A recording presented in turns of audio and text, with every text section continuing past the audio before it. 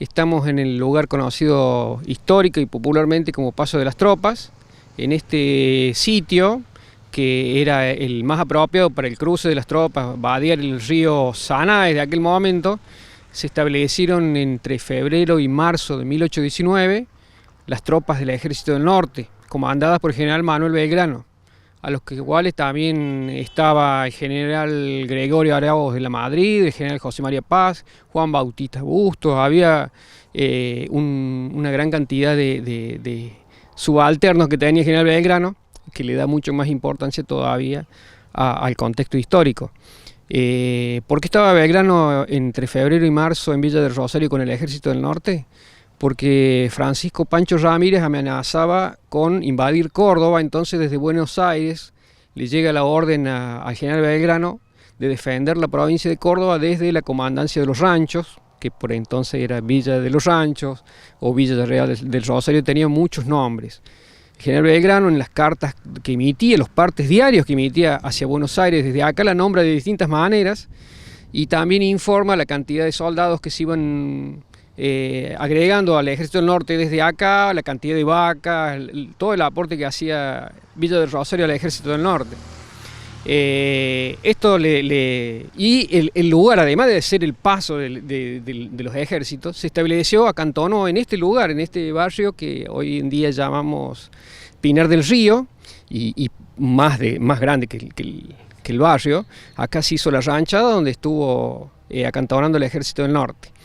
Y bueno, con el devenir de los años y el reconocimiento de la gente de Villa del Rosario a esa visita histórica que tuvimos en el lugar de tener semejante visitante ilustre en la ciudad, uno de los padres de la patria, se hicieron distintos reconocimientos. En la década del 60 en una comisión de cultura se hizo un monolito que después las crecientes fueron socavando y lo terminaron tumbando, que hoy debe ser parte del relleno del río.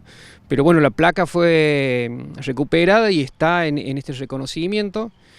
También acá tiene una importancia enorme los nombres de aquellos gauchos de nuestra Villa del Rosario que formaron parte del Ejército del Norte.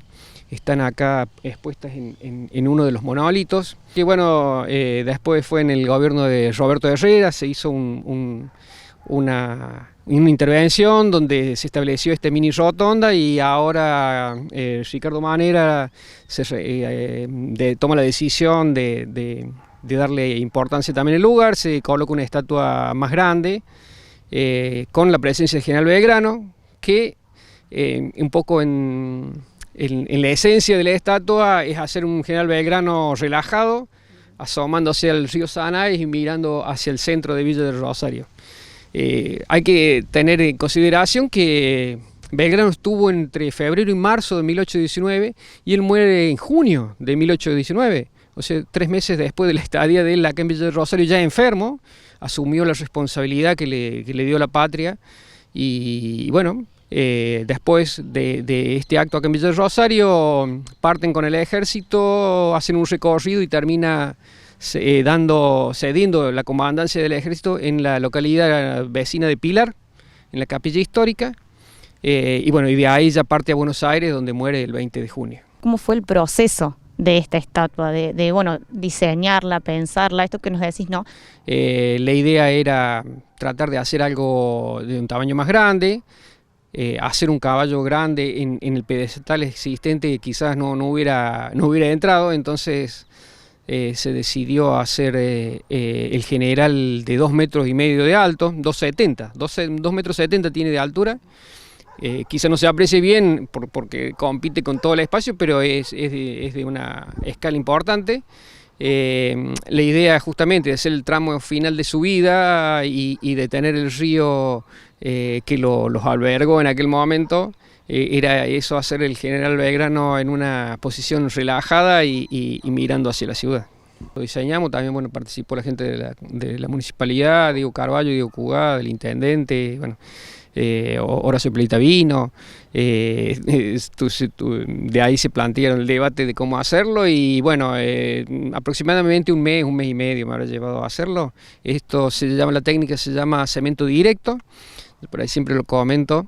Es una técnica devenida del Art Nouveau de principio del siglo XX, que aquí en Villa del Rosario fue muy importante y aún hoy se conservan obras de este tipo, que es trabajar el cemento de forma directa, porque es mucho más rápido que lo que es la técnica original de hacer un original en arcilla, sacar moldes, que eso te puede llevar medio año para un trabajo así. En cambio, esto del trabajar el cemento como si fuera arcilla, te permite hacer un trabajo de estas dimensiones, de 2,70 metros de alto, en un mes. ¿Qué significa en lo personal poder formar parte de esta historia también?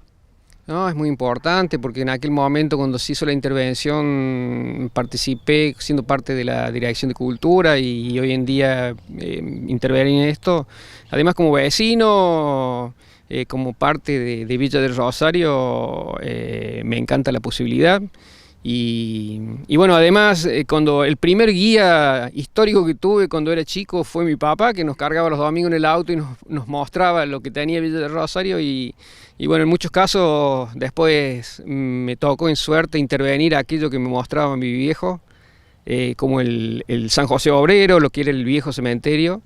El cementerio viejo, conocido como cementerio viejo, que era el lugar histórico que en 1598 se radicaron las primeras 12 familias de andaluces en Villa del Rosario. Y bueno, eso hace un conjunto de cosas que ya vienen con la transmisión oral que nuestros padres nos dan, nos delegan y nos enseñan a amar a Villa del Rosario.